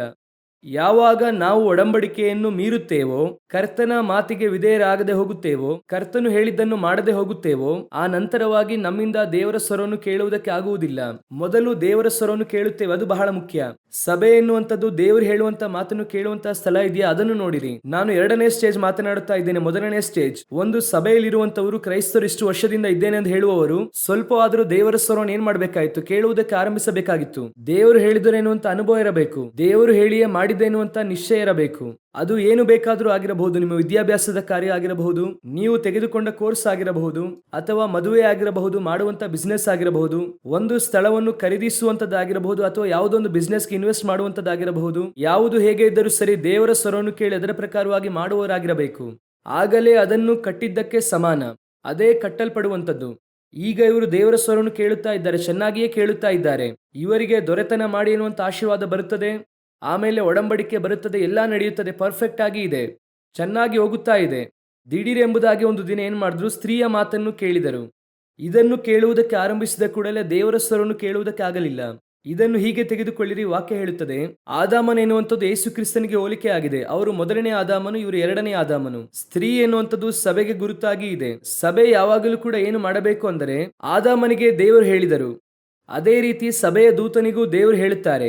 ನೀವು ಇರುವಂತ ಎಲ್ಲಾ ಪತ್ರಿಕೆಗಳಲ್ಲೂ ನೋಡಿರಿ, ರೋಮಾಪುರದವರ ಬರೆದ ಪತ್ರಿಕೆಯಿಂದಲೂ ಕೂಡ ನೋಡಿರಿ, ಪ್ರಕಟಣೆಯ ಪುಸ್ತಕದಲ್ಲೂ ಕೂಡ ನೋಡಿರಿ, ಸಭೆಗೇನೆ ಎಲ್ಲವೂ ಕೂಡ ಬರೆಯಲ್ಪಡುತ್ತದೆ. ಚರ್ಚ್ಗೆ ಬರೆಯುತ್ತಾರೆ. ಯಾರಿಗೆ ಬರೆಯುತ್ತಾರೆ? ಸಭೆಯ ದೂತನಿಗೆ ನೀನು ಬರೆಯುವುದೇನೆಂದರೆ, ಅಲ್ಲಿರುವಂತಹ ಸಭೆಯ ದೂತನಿಗೆ ಬರೆಯುತ್ತಾರೆ. ಈಗ ಯೇಸು ಕ್ರಿಸ್ತನೇ ಸಭೆಯ ದೂತನು ಎಂಬುದಾಗಿ ಅಂದುಕೊಳ್ಳಿ, ಅಥವಾ 2ನೇ ಆದಾಮನು, ಅಥವಾ ಈಗ ಸಭೆಯ ದೂತನು ಪಾಸ್ಟರ್ ಇದ್ದಾರೆ ಎಂಬುದಾಗಿ ಇಟ್ಟುಕೊಳ್ಳಿ. ಈಗ ಇವರ ಮೂಲಕವಾಗಿ ನಿಮಗೆ ದೇವರಿಂದ ಒಂದು ವಾಕ್ಯವು ಕೊಡಲಾಗುತ್ತದೆ. ಈಗ ಇವರು ಹೇಳುವಂಥದ್ದನ್ನೇ ಯಾರು ಕೇಳಬೇಕು? ಆದಾಮನು ಹೇಳುವಂಥದ್ದನ್ನೇ ಯಾರು ಕೇಳಬೇಕು? ಅವಳು ಕೇಳಬೇಕು. ಕೇಳುದ್ರಾ ಇಲ್ವಾ? ಕೇಳಿದ್ರು ಅದರ ಪ್ರಕಾರವಾಗಿ ಮಾಡಲಿಲ್ಲ ಅಷ್ಟೇನೆ. ಅವರಿಗೆ ಗೊತ್ತಾಗುತ್ತಾ ಇದೆ. ಸರ್ಪ ಕೇಳುತ್ತದೆ, ಆಕೆ ಹೇಳುತ್ತಾಳೆ, ಇದೆಲ್ಲ ತಿನ್ನಲು ಬಾರದು, ಮುಟ್ಟಲು ಬಾರದು ಎಂಬುದಾಗಿ ಹೇಳಿದ್ದಾರೆ ಎಂಬುದಾಗಿ ಆಕೆ ಹೇಳುತ್ತಾಳೆ. ಈ ಬೋಧನೆಯನ್ನು ಆದಾಮನಿಗೆ ಕೊಡುವಾಗ ಅವಳೇ ಇಲ್ಲ ಆದಾಮನಿಗೆ ಕೊಡುವಾಗ. ಈಗ ಆದಾಮನಿಗೆ ಕೊಟ್ಟಿದ್ದಾಯಿತು, ಅವಳಿಗೆ ಕೊಡುವುದಕ್ಕೆ ಹೇಳಿದ್ದಾಯಿತು. ಈಗ ಅವಳಿಗೆ ಆ ವಾಕ್ಯವನ್ನು ದೇವರು ಕೊಡುತ್ತಾರೆ. ಆದರೆ ಅವಳು ಆ ಮಾತಿಗೆ ವಿಧೇಯಳಾಗಲಿಲ್ಲ. ಅವಳು ವಿಧೇಯಳಾಗದೇ ಇದ್ದದರಿಂದ ಕೆಲವು ಪಾಪಗಳು ಒಳಗೆ ಬಂತು. ಈಗ ಅವಳು ಒಂದು ಉಪದೇಶವನ್ನು ಆದಾಮನಿಗೆ ಕೊಡುತ್ತಾಳೆ. ಅವಳು ಏನು ಮಾಡುತ್ತಾಳೆ? ಒಂದು ಉಪದೇಶವನ್ನು ಆದಾಮನಿಗೆ ಕೊಟ್ಟು ಇದನ್ನು ತಿನ್ನು ಎಂಬುದಾಗಿ ಹೇಳುತ್ತಾಳೆ. ಇದನ್ನು ಉಪದೇಶ ಎಂಬುದಾಗಿ ಹೇಗೆ ಹೇಳುತ್ತೀರಾ ಎಂಬುದಾಗಿ ಕೇಳುವುದಾದರೆ 2 ಕೊರಿಂಥದವರಿಗೆ 11:3-4 ವಾಕ್ಯವನ್ನು ಓದಿ ನೋಡಿರಿ. ಆದರೆ ಹೇಗೆ ಹವ್ವಳು ಸರ್ಪದ ಕುಯುಕ್ತಿಗೆ ಒಳಬಿದ್ದು ಮೋಸ ಹೋದಳೋ, ಹಾಗೆಯೇ ನಿಮ್ಮ ಮನಸ್ಸು ಕ್ರಿಸ್ತನ ವಿಷಯದಲ್ಲಿರಬೇಕಾದ ಯಥಾರ್ಥತ್ವವನ್ನು ಪಾತಿವ್ರತ್ಯವನ್ನು ಬಿಟ್ಟು ಕೆಟ್ಟು ಹೋದಿತೆಂದು ನನಗೆ ಭಯ ಉಂಟು. ಹಾಗಾದರೆ ಅವ್ವಳಿಗೆ ಒಂದು ಉಪದೇಶವು ಕೊಡಲ್ಪಟ್ಟಿತು. ಈಗ ಆದಾಮನ ಮೂಲಕವಾಗಿ ಒಂದು ಉಪದೇಶವು ಕೊಡಲ್ಪಟ್ಟಿತು. ಸರ್ಪದ ಮೂಲಕವಾಗಿ ಒಂದು ಉಪದೇಶವು ಕೊಡಲ್ಪಟ್ಟಿತು. ಅದರ ಕುರಿತಾಗಿ ಅನಂತರ ನೋಡೋಣ. ಆದರೆ ಈಗ ನಡೆದದ್ದೇನು? ದೇವರ ಸ್ವರವನ್ನು ಕೇಳಿದಂತ ಆದಾಮನಿಗೆ ಭಯ ಇಲ್ಲದ ಹಾಗೆ ಇತ್ತು. ಈಗ ಸ್ತ್ರೀಯ ಸ್ವರವನ್ನು ಕೇಳುತ್ತಾನೆ ಸರ್ಪದ ಮೂಲಕವಾಗಿ. ಈಗ ಆಕೆ ತಿನ್ನುವುದಕ್ಕೆ ಹೇಳಿದ್ಲು, ತಿಂದಾಯಿತು. ಈಗ ಆ ಉಪದೇಶವು ಆದಾಮನಿಗೆ ಬಂತು. ಅದು ಬಂದ ಕೂಡಲೇ ಕರ್ತನ ಸ್ವರವನ್ನು ಕೇಳುವುದಕ್ಕೆ ಅವನಿಂದ ಆಗಲಿಲ್ಲ. ಅವನು ಓಡಿ ಹೋಗಿ ಬಚ್ಚಿಟ್ಟುಕೊಂಡ ಎಂದು ಇದೆ. ಇವತ್ತು ಸಭೆ ತಿಳಿದುಕೊಳ್ಳಬೇಕಾಗಿರುವಂತಹ ಮುಖ್ಯವಾದ ಉಪದೇಶ, ಕರ್ತನು ಸಭೆಯ ದೂತನ ಮೂಲಕವಾಗಿ, ನಿಮ್ಮ ಅಯ್ಯವರ ಮೂಲಕವಾಗಿ, ನಿಮ್ಮ ಬೋಧಕರ ಮೂಲಕವಾಗಿ ದೇವರಾತ್ಮನು ಸಭೆಗೆ ಹೇಳುವಂಥದ್ದನ್ನೇ ಸಭೆಯು ಕೇಳಬೇಕು. ಸಭೆ ಹೇಳುವಂಥದ್ದನ್ನು ದೇವರು ಕೇಳುವುದಿಲ್ಲ. ಸಭೆ ಇವತ್ತು ಏನನ್ನು ಕೇಳುತ್ತಾ ಇದೆ? ನೀವು ಬಯಸುವಂಥದ್ದನ್ನು ಯಾರು ಮಾಡಬೇಕು? ಸೇವಕರು ಮಾಡಬೇಕು. ನೀವು ಬಯಸುವಂಥದ್ದನ್ನು ನಾವು ಮಾಡಬೇಕು. ಇವತ್ತು ವಿಶ್ವಾಸಿಗಳಲ್ಲಿ ಒಂದು ಆಲೋಚನೆ ಇದೆ. ಏನೆಂಬುದಾಗಿ ನೋಡುವುದಾದರೆ, ಅವರಿಗೆ ತಕ್ಕ ಹಾಗೆ ಚರ್ಚ್. ಆದರೆ ಇವತ್ತು ಲೋಕದಾದ್ಯಂತ ಇರುವಂತಹ ಸಭೆಗಳಲ್ಲಿ ಇದೇ ಸಮಸ್ಯೆ. ಏನು? ಸಭೆಗಳಲ್ಲಿ ಒಂದು ವಿಶ್ವಾಸಿಗಳ ಐಕ್ಯತೆ ಇದೆ. ಒಂದು ಕಾಲದಲ್ಲಿ ಸೇವಕರ ಮೂಲಕವಾಗಿ ದೇವರಾತ್ಮನು ಮಾತನಾಡಿದಾಗ ಸಭೆ ಕೇಳಿತು. ಈಗ ಸಭೆ ಮಾತನಾಡುತ್ತಾ ಇದೆ, ಸೇವಕರು ಕೇಳಬೇಕೆಂಬುದಾಗಿ ನೀವು ಬಯಸುತ್ತಿದ್ದೀರಾ. ನಾವು ಮಾತನಾಡುವುದನ್ನು ಪಾಸ್ಟರ್ ಕೇಳುತ್ತಲೇ ಇಲ್ಲ. ನಾವು ಹೇಳುವುದನ್ನು ಅವರು ಮಾಡುತ್ತಾ ಇಲ್ಲ. ಇಲ್ಲಿ ಯಾವ ರೀತಿಯಾಗಿದೆ ಎಂಬುದಾಗಿ ಗೊತ್ತಿಲ್ಲ. ಸಾಮಾನ್ಯವಾಗಿ ಒಂದು ಟ್ರಸ್ಟೋ, ಒಂದು ಕಮಿಟಿಯೋ, ಒಂದು ಐಕ್ಯತೆಯೋ ಮಾಡುತ್ತಾರೆ. ಅದನ್ನು ಮಾಡಿಕೊಂಡು ನಾವು ಹೇಳುವುದನ್ನೇ ಪಾಸ್ಟರ್ ಕೇಳಬೇಕು. ಯಾಕೆ ಕೇಳಬೇಕು? ಆ ರೀತಿಯಾದ ಕಾನೂನು ಎಲ್ಲಿದೆ? ಇದು ಅಗೇನ್ಸ್ಟ್ ಬೈಬಲ್. ದೇವರಾತ್ಮನು ಹೇಳುವುದನ್ನೇ ನೀವು ಇಲ್ಲಿ ಕೇಳಿ ಅದರ ಪ್ರಕಾರವಾಗಿ ಯಾರು ಮಾಡುವರೋ ಅವನೇ ಕಟ್ಟಲ್ಪಟ್ಟಂತವನು. ಬಂಡೆಯ ಮೇಲೆ ಕಟ್ಟಲ್ಪಟ್ಟಂತಹ ಮನೆ. ಯಾವಾಗ ಸ್ತ್ರೀಯ ಮಾತನ್ನು ಸೇವಕರು ಕೇಳಬೇಕೆಂಬುದಾಗಿ ನೀವು ತೀರ್ಮಾನ ಮಾಡಿದ್ರು, ಸಭೆಯ ಮಾತನ್ನು ಸೇವಕರು ಕೇಳಬೇಕು, ದೇವರು ಕೇಳಬೇಕು, ದೇವರಾತ್ಮನು ಕೇಳಬೇಕು. ಇವತ್ತು ನೋಡಿರಿ, ದೇವರು ಹೇಳಿದಂತ ವ್ಯವಸ್ಥೆಯಲ್ಲಿ ಸಭೆ ಇಲ್ಲ. ಸಭೆ ಏರ್ಪಡಿಸಿದಂತ ವ್ಯವಸ್ಥೆಯಲ್ಲಿ ದೇವರೇ ಬರಬೇಕಾಗಿದೆ. ನಾನು ಹೇಳುವುದು ಅರ್ಥವಾಗುತ್ತಿದೆಯಾ? ಅವತ್ತು ದೇವರು ಏರ್ಪಡಿಸಿದಂತ ವ್ಯವಸ್ಥೆಯಲ್ಲಿ ಇವತ್ತು ಸಭೆ ಇಲ್ಲ. ಅವತ್ತು ದೇವರೊಂದು ವ್ಯವಸ್ಥೆಯನ್ನು ಏರ್ಪಡಿಸಿದ್ದರು. ಯೇಸು ಕ್ರಿಸ್ತನು ಕೂತುಕೊಂಡು 3 ಗಂಟೆ ಮಾತನಾಡಿದ್ರು. ಇವತ್ತು 3 ಗಂಟೆ ಮಾತಾಡಬೇಡಿ ಎಂಬುದಾಗಿ ನೀವು ಹೇಳ್ತೀರಾ. ನಿಮಗೆ ಒಂದು ಟೈಮ್ ಡ್ಯೂರೇಷನ್ ಇದೆ. ಕೇಳಿದ್ರೆ ನಿಮಗೆ 1000 ಕೆಲಸ ಇದೆ ಅಂತ ಹೇಳ್ತೀರಾ. ಈಗ ನೋಡಿರಿ, ದೇವರು ನಿಮಗೆ 6 ದಿನಗಳನ್ನು ಕೊಟ್ಟು 1 ದಿನ ಅವರಿಗೆ ತೆಗೆದುಕೊಂಡರು. ಸಬ್ಬತ್ ದಿನ ಎಂಬುದಾಗಿ ತೆಗೆದುಕೊಂಡರು. 6 ದಿನ ನಿನ್ನ ಕೆಲಸವನ್ನು ಮಾಡಿಕೊ, 1 ದಿನ ನನಗೆ ಕೊಡು ಎಂಬುದಾಗಿ. ಈಗ ನೀವೇನ್ ಮಾಡಿದ್ದೀರಾ ಅಂದ್ರೆ, ನಾವು 6 ದಿನ ಕೆಲಸ ಮಾಡುತ್ತೇವೆ, ಇರುವುದು ಒಂದೇ ದಿನವೇ. ಅವತ್ತು ಕೂಡ ಚರ್ಚ್ನಲ್ಲೇ ಇರಿ ಅಂದ್ರೆ ಹೇಗೆ ಅಂತ ಕೇಳುತ್ತೀರಾ. ಇರುವುದು 1 ದಿನ. ನ್ಯಾಯವಾಗಿ ಕೇಳಿದ್ರೆ ಬೆಳಗಿಂದ ಸಾಯಂಕಾಲದ ತನಕ ನೀವು ಚರ್ಚ್ನಲ್ಲೇ ಇರಬೇಕು. ಬೈಬಲ್ ಹೇಳುತ್ತದೆ ಆ 1 ದಿನ ನಡೆಯಲು ಬಾರದು ಎಂಬುದಾಗಿತ್ತು. ಆ ಕಾಲದಲ್ಲಿ 3000 ಸ್ಕ್ವೇರ್ ಫೀಟ್ಗೆ ಮೇಲೆ ನಡೆಯಬಾರದು, 3000 ಅಡಿಯ ಮೇಲೆ ನಡೆಯಲೇಬಾರದೆಂಬುದಾಗಿ ಆಗ ಇತ್ತು. ಆ ಕಾಲದಲ್ಲಿ ದೇವರಿಗೆ ಆ ರೀತಿಯಾಗಿ ಇಟ್ಟಿಲ್ಲ. ಆ ಕಾಲದಲ್ಲಿ ಅಡಿಗೆಯೂ ಕೂಡ ಮಾಡಬಾರದೆಂಬುದಾಗಿ ಇತ್ತು. ಇಂದಿನ ದಿನವೇ ಅಡಿಗೆ ಸಿದ್ಧ ಮಾಡಬೇಕೆಂಬುದಾಗಿ ಇತ್ತು. ಆ ಇಡೀ ದಿನವೂ ಕೂಡ ದೇವರಿಗೆ ಮಾತ್ರವೇ. ಈಗ ನಾವು ಧರ್ಮಶಾಸ್ತ್ರದಲ್ಲಿ ಇಲ್ಲ ಎಂಬುದಾಗಿ ಒಂದೇ ಮಾತ್ರ ಮುಗಿಸುತ್ತೀರಾ ನೀವು. ಧರ್ಮಶಾಸ್ತ್ರದಲ್ಲಿ ಇಲ್ಲ. ಆದ್ರೆ ಈಗಿರುವಂತದ್ದು ಏನ್ ಗೊತ್ತಾ? ಅವತ್ತು 6 ದಿನ ಲೋಕಕ್ಕೆ, 1 ದಿನ ದೇವರಿಗೆ. ಇವತ್ತು 7 ದಿನಗಳು ಕೂಡ ಕರ್ತನಿಗೇನೆ. ಇವತ್ತು ಸಭೆ ಹೇಗೆ ಇದೆ? ಇದು ಒಂದು ವ್ಯವಸ್ಥೆಯನ್ನು ರೂಪಿಸಿದೆ. ನೀವು ಒಂದು ಡಿಸೈನ್ ಮಾಡಿದ್ದೀರಾ. ನಿಮ್ಮ ಡಿಸೈನ್ಗೆ ಸೇವಕರು ಬರಬೇಕಾಗಿದೆ. ಆ ಡಿಸೈನ್ಗೆ ಸಭೆ ಮಾರ್ಪಡಬೇಕಾಗಿದೆ. ಆ ಡಿಸೈನ್ಗೆ ಆರ್ಡರ್ ಆಫ್ ಸರ್ವಿಸ್ ಅನ್ನು ತರಬೇಕಾಗಿದೆ. ಇದರಲ್ಲಿ ಮಾತ್ರವಲ್ಲ, ಎಲ್ಲದರಲ್ಲೂ ಕೂಡ. ಇವತ್ತು ಇದೇ ಸ್ತ್ರೀಯ ಮಾತನ್ನು ಕೇಳುವಂತ ಹಂತಕ್ಕೆ ಸಭೆಯು ಹೋಗಿದೆ. ಅದರ ಪರಿಣಾಮ ಏನಾಯಿತು? ಆದಾಮನಿಂದ ಕರ್ತನ ಸ್ವರವನ್ನು ಕೇಳುವುದಕ್ಕೆ ಆಗಲಿಲ್ಲ. ಸಭೆಯಿಂದ ದೇವರ ಸ್ವರವನ್ನು ಕೇಳುವುದಕ್ಕೆ ಆಗಲಿಲ್ಲ. ಇವತ್ತು ಅನೇಕ ಸಭೆಗಳಲ್ಲಿ ದೇವರು ಮಾತನಾಡುತ್ತಾ ಇಲ್ಲ. ದೇವರ ಸ್ವರವೇ ಇಲ್ಲ. ಸರ್ಪದ ಸ್ವರ ಕೇಳಿಸುತ್ತಾ ಇದೆ. ಆದರೆ ಸರ್ಪದ ಸ್ವರವು ಹೇಗೆ ಇದೆ ಅಂದರೆ, ಕುರಿಯ ವೇಷ ಧರಿಸಿದ ಹಾಗೆ ಇದೆ. ಸೇವಕರ ವೇಷ ಧರಿಸಿಕೊಂಡು ಇದೆ. ಪ್ರಕಟಣೆಯ ಪುಸ್ತಕ 13ನೇ ಅಧ್ಯಾಯ 11ನೇ ವಾಕ್ಯ ಓದಿರಿ. ಪ್ರಕಟಣೆಯ ಪುಸ್ತಕ 13:11. ಮತ್ತೊಂದು ಮೃಗವು ಭೂಮಿಯೊಳಗಿಂದ ಬರುವುದನ್ನು ಕಂಡೆನು. ಇದಕ್ಕೆ ಟಗರಿಗಿರುವಂತೆ 2 ಕೊಂಬುಗಳಿದ್ದವು, ಘಟಸರ್ಪದಂತೆ ಮಾತಾಡಿತು. ವಾಕ್ಯ ಸ್ಪಷ್ಟವಾಗಿದೆ. ನೋಡುವುದಕ್ಕೆ ಹೇಗಿದೆ? ಕುರಿಮರಿಯ ಹಾಗೆ ಇದೆ. ಈಗ ಅವ್ವಳು ಬಂದು ಮಾತನಾಡಿದ್ದು ಅವ್ವಳ ಸ್ವರವಲ್ಲ, ಸರ್ಪದ ಸ್ವರ. ಯಾಕಂದರೆ ಅವ್ವಳು ಏನ್ ಹೇಳುತ್ತಾಳೆ? ಹಣ್ಣನ್ನು ತಿನ್ನುವುದಕ್ಕೆ ಹೇಳುತ್ತಾಳೆ ಆದಾಮನನ್ನು ನೋಡಿ. ಹಣ್ಣನ್ನು ತಿನ್ನು ಎಂದು ಹೇಳಿದ ಸ್ವರ ಯಾರ ಸ್ವರ? ಸರ್ಪದ ಸ್ವರ. ತಿನ್ನಬಾರದೆಂಬುದಾಗಿ ಹೇಳಿದಂತ ಸ್ವರ ಯಾರ ಸ್ವರ? ದೇವರ ಸ್ವರ. ಈಗ ತಿನ್ನು ಎಂಬುದಾಗಿ ಹೇಳಿ ನೀನು ಕೊಟ್ಟಂತ ಸ್ತ್ರೀ ನನ್ನನ್ನು ವಂಚಿಸಿದಳು. ಹಾಗಾದ್ರೆ ಏನು ಅರ್ಥ? ಸರ್ಪದ ಸ್ವರ ಒಳಗೆ ಬಂತು. ಆದರೆ ಬಂದಂತ ವೇಷ ಹೇಗೆ ಇತ್ತು? ಅವ್ವಳ ವೇಷದಲ್ಲಿ ಬರುತ್ತದೆ. ಹೇಳಿದ್ದು ಅವ್ವಳು, ಮಾತನಾಡಿದ್ದು ಸರ್ಪ. ಇದನ್ನೇ ಬೈಬಲ್ ಹೇಳುತ್ತದೆ, ಕುರಿಯ ವೇಷ ಧರಿಸಿಕೊಂಡು ಸರ್ಪದ ಸ್ವರ. ವಿಶ್ವಾಸಿಗಳ ವೇಷದಲ್ಲಿ ಸರ್ಪದ ಸ್ವರ, ಸೇವಕರ ವೇಷದಲ್ಲಿ ಸರ್ಪದ ಸ್ವರ, ಕ್ರೈಸ್ತನ ವೇಷದಲ್ಲಿ ಸರ್ಪದ ಸ್ವರ. ಇವತ್ತು ಕ್ರೈಸ್ತರ ವೇಷ ಧರಿಸಿಕೊಂಡಿದೆ. ಆದ್ದರಿಂದ ಸ್ತ್ರೀಯ ಮಾತನ್ನು ಕೇಳುವುದಕ್ಕಿಂತ ಮುಂಚೆ ಬಹಳ ಜಾಗರೂಕತೆಯಿಂದ ಇರಬೇಕು. ಇವತ್ತು ಆ ಸ್ತ್ರೀಯ ಮಾತನ್ನು ಕೇಳುವಂತಹ ಸಭೆಗಳೇ ಜಾಸ್ತಿ. ಸರ್ಪದ ಸ್ವರ ಒಳಗೆ. ನಿಮಗೆ ತಕ್ಕ ಹಾಗೆ ಚರ್ಚ್ ಮಾರ್ಪಟ್ಟಿದೆ. ಗಲಾತ್ಯದವರಿಗೆ ಬರೆಯುವಾಗ ಆ ವಾಕ್ಯವನ್ನು ಓದಿರಿ. ಗಲಾತ್ಯ 1:10 ಓದಿರಿ. ನಾನೀಗ ಯಾರನ್ನು ಒಲಿಸಿಕೊಳ್ಳುತ್ತಾ ಇದ್ದೇನೆ? ಮನುಷ್ಯರನ್ನು, ದೇವರನ್ನು. ನಾನು ಮನುಷ್ಯರನ್ನು ಮೆಚ್ಚಿಸುವುದಕ್ಕೆ ಪ್ರಯತ್ನಿಸುತ್ತಾ ಇದ್ದೇನೋ? ಇನ್ನು ಮನುಷ್ಯರನ್ನು ಮೆಚ್ಚಿಸುವವನಾಗಿದ್ದರೆ ನಾನು ಕ್ರಿಸ್ತನ ದಾಸನಲ್ಲ. ಚರ್ಚಿಗೆ ಬರುವಂತ ವಿಶ್ವಾಸಿಗಳನ್ನು ಮೆಚ್ಚಿಸುವುದಕ್ಕೋಸ್ಕರವಾಗಿ ಪ್ರಸಂಗ ಮಾಡುವುದಾದರೆ ಅವನು ದೇವರ ದಾಸನಲ್ಲ. ಸಭೆಗೆ ತಕ್ಕ ಹಾಗೆ ಸಂದೇಶ ಕೊಡಬೇಕು ಎಂಬುದಾಗಿ ಒಬ್ಬ ಸೇವಕನು ಆರಂಭಿಸಿದ ಅಂದರೆ ಅವನು ಸೇವಕನಲ್ಲ. ಹಾಗೆ ಇನ್ನೊಂದು ರೀತಿಯಲ್ಲಿ ಹೇಳುತ್ತೇನೆ, ತಮಗೆ ತಕ್ಕ ಹಾಗೆ ಸೇವಕನು ಪ್ರಸಂಗ ಮಾಡಬೇಕೆಂಬುದಾಗಿ ವಿಶ್ವಾಸಿಗಳು ನೆನೆಸಿದ್ರೆ ಅದು ಕರ್ತನ ಆಲಯವೂ ಅಲ್ಲ. ಒಬ್ಬನು ನನ್ನ ಮಾತನ್ನು ಕೇಳಿ ಅದನ್ನು ಕೈಗೊಂಡು ನಡೆಯುವವನು ಯಾರೋ? ಆದರೆ ಇವತ್ತು ಸಭೆ ಏನ್ ನೆನೆಸುತ್ತಾ ಇದೆ? ನಮ್ಮ ಸ್ವರವನ್ನು ದೇವರು ಕೇಳಬೇಕು, ನಮಗೆ ತಕ್ಕ ಹಾಗೆ ನಡೆಯಬೇಕು. ವಿಶ್ವಾಸಿಗಳಿಗೆ ಹೇಳುತ್ತೇನೆ, ನಿಮಗೆ ತಕ್ಕ ಹಾಗೆ ಸಭೆಯು ಹೋಯಿತು ಅಂದರೆ ಸಭೆ ಪರಲೋಕಕ್ಕೆ ಹೋಗುವುದಿಲ್ಲ. ಕರ್ತನ ಸ್ವರಕ್ಕೆ ತಕ್ಕ ಹಾಗೆ ನೀವು ಮಾರ್ಪಟ್ರಿ ಅಂದರೆ ಸಭೆ ಪರಲೋಕಕ್ಕೆ ಹೋಗುತ್ತದೆ. ಇವರಿಗೆ ಸಭೆ ಎನ್ನುವಂಥದ್ದು ಒಂದು ರಿಲಿಜಿಯಸ್ ಶೀಲ್ಡ್ ಇದ್ದ ಹಾಗೆ, ಒಂದು ಧಾರ್ಮಿಕವಾದಂತಹ ವ್ಯವಸ್ಥೆ ಅವರಿಗೆ.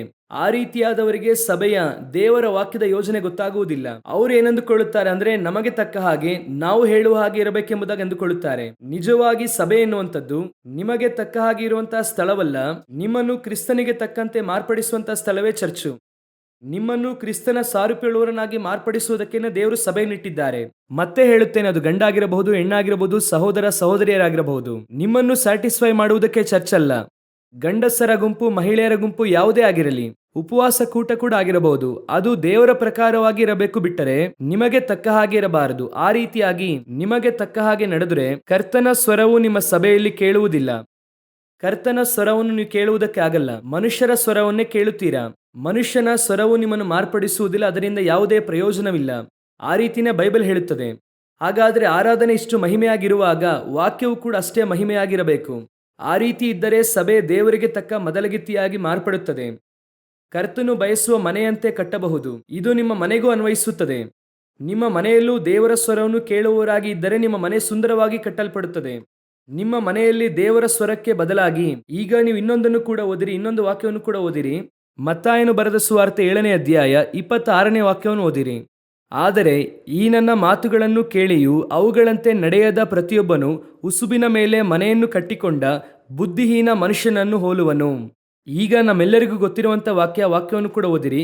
ಜ್ಞಾನೋಕ್ತಿಗಳ ಪುಸ್ತಕ 14ನೇ ಅಧ್ಯಾಯ 1ನೇ ವಾಕ್ಯ. ಜ್ಞಾನವಂತೆಯು ತನ್ನ ಮನೆಯನ್ನು ಕಟ್ಟಿಕೊಳ್ಳುವಳು, ಜ್ಞಾನಹೀನಳು ಅದನ್ನು ಸ್ವಂತ ಕೈಯಿಂದ ಮುರಿದು ಬಿಡುವಳು. ಜ್ಞಾನವಂತೆಯು ತನ್ನ ಮನೆಯನ್ನು ಕಟ್ಟುತ್ತಾಳೆ ಅಂದರೆ ಹೇಗೆ ಕಟ್ಟುತ್ತಾಳೆ? ನಾನು ಹೇಳುವಂತಹ ಈ ಮಾತುಗಳನ್ನು ಕೇಳಿ ಅದರ ಪ್ರಕಾರವಾಗಿ ನಡೆಯುವವನು ಯಾವನೋ ಅವನು ತನ್ನ ಮನೆಯನ್ನು ಕಟ್ಟಿಕೊಂಡಂತಹ ಮನುಷ್ಯನು ಅಥವಾ ಮನುಷ್ಯಳೆಂಬುದಾಗಿ ಇಟ್ಟುಕೊಳ್ಳಿ. ಹಾಗಾದರೆ ಒಂದು ಮನೆಯನ್ನು ಕಟ್ಟುವುದಕ್ಕೆ ಬುದ್ಧಿಯುಳ್ಳ ಸ್ತ್ರೀಯಾಗಿರಬೇಕು ಅಂದರೆ ಒಂದೇ ಒಂದು ಕಾನ್ಸೆಪ್ಟೇ, ಕರ್ತನು ಹೇಳಿದ ವಾಕ್ಯದ ಪ್ರಕಾರವಾಗಿ ಕಟ್ಟಬೇಕು ಅಷ್ಟೇನೆ. ಕರ್ತನು ಹೇಳಿದ ವಾಕ್ಯದ ಪ್ರಕಾರವಾಗಿ ಕಟ್ಟಿದರೆ ನಿಮ್ಮ ಮನೆ ಕಟ್ಟಲ್ಪಡುತ್ತದೆ. ಈಗ ಅವಳನ್ನು ತೆಗೆದುಕೊಳ್ಳಿ. ಈಗ ಸ್ತ್ರೀಗೆ ಒಂದು ಉಪದೇಶ ಕೊಡಲ್ಪಟ್ಟಿತು. ಯಾವ ಉಪದೇಶ ಕೊಡಲ್ಪಟ್ಟಿತು ಅಂದರೆ ಆದಾಮನ ಮೂಲಕವಾಗಿ ಕರ್ತನ ಉಪದೇಶ ಕೊಡಲ್ಪಟ್ಟಿತು. ಈಗ ಈ ಕಡೆ ತೆಗೆದುಕೊಳ್ಳಿರಿ, ಒಂದು ಸೈತಾನನ ಉಪದೇಶ ಕೊಡಲ್ಪಡುತ್ತದೆ.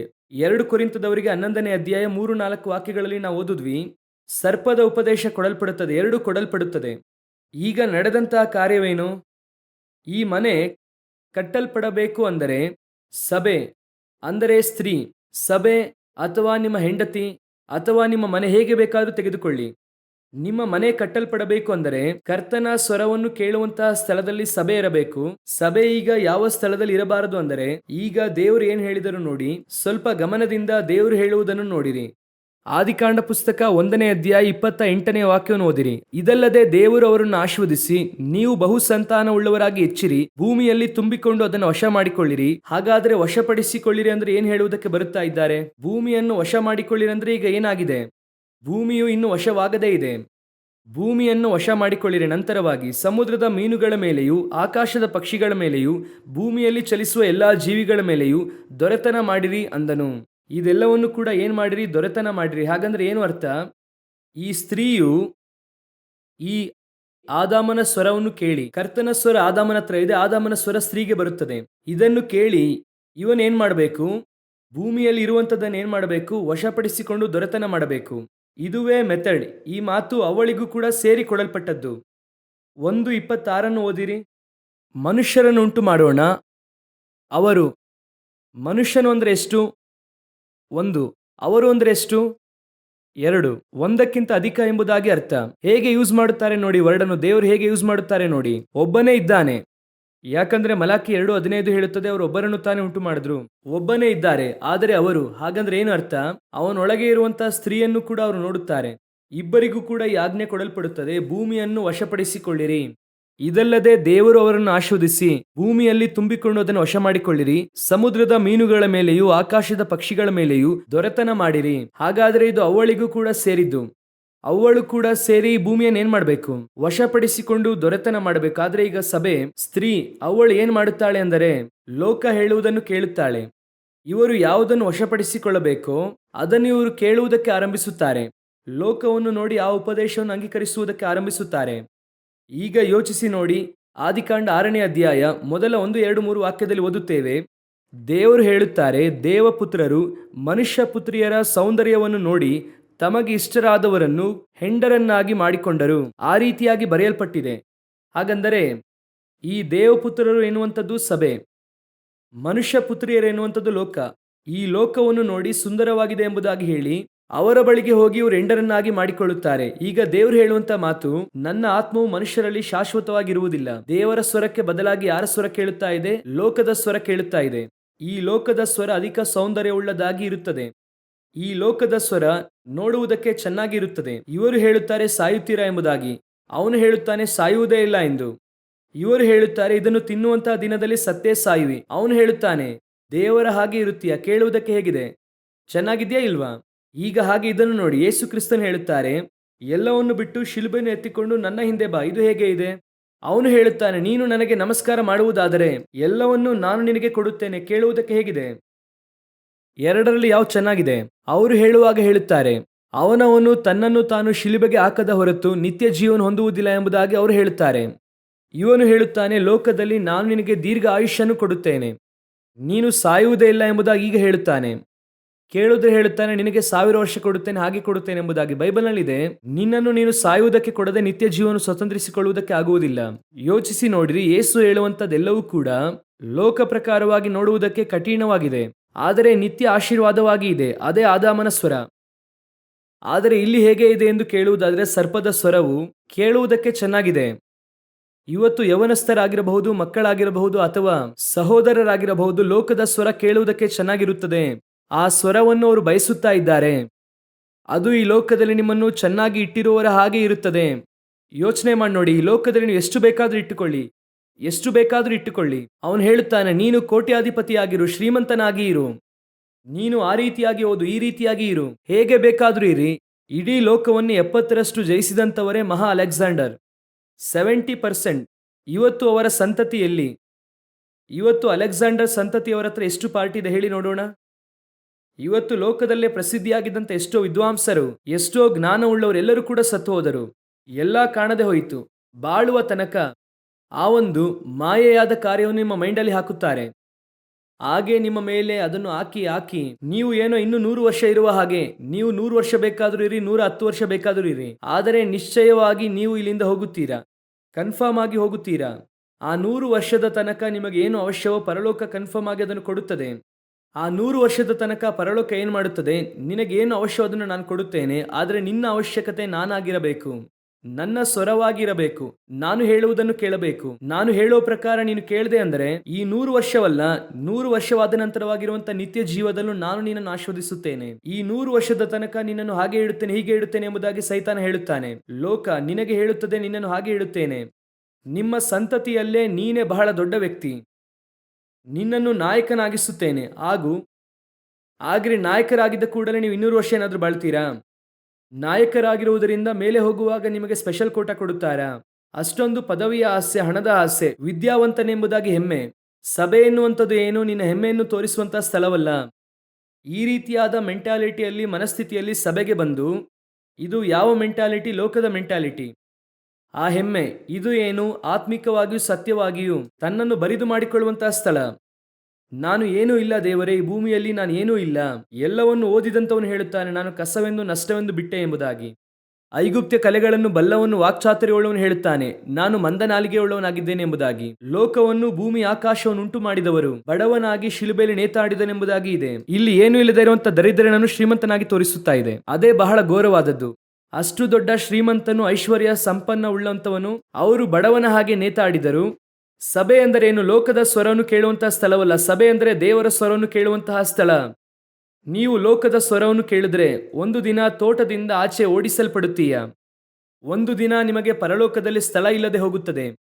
ಜೀವವೃಕ್ಷದ ಫಲ ಸಿಗದೆ ಹೋಗುತ್ತದೆ. ಒಂದು ದಿನ ನಿತ್ಯ ಜೀವ ನಿಮಗೆ ಸಿಗದೆ ಹೋಗುತ್ತದೆ. ಒಂದೇ ಒಂದು ಹಣ್ಣು ಎಷ್ಟು ಆಶೀರ್ವಾದ ಕಳ್ಕೊಳ್ಳುವಂತೆ ಮಾಡಿತು ನೋಡಿ. ನೋಡುವುದಕ್ಕೆ ಚೆನ್ನಾಗಿತ್ತು, ತಿನ್ನುವುದಕ್ಕೆ ಚೆನ್ನಾಗಿತ್ತು, ನೋಡುವುದಕ್ಕೆ ರಮ್ಯವಾಗಿ ಇತ್ತು. ಆದರೆ ಅದರೊಂದಿಗೆ ದೇವರು ಕೊಟ್ಟಂತ ಸ್ವರ ಹೋಯಿತು, ದೇವರು ಕೊಟ್ಟಂತ ಸ್ಥಳ ಹೋಯಿತು, ಕರ್ತನು ಕೊಟ್ಟಂತ ಜೀವ ಹೋಯಿತು, ಎಲ್ಲ ಹೋಯಿತು.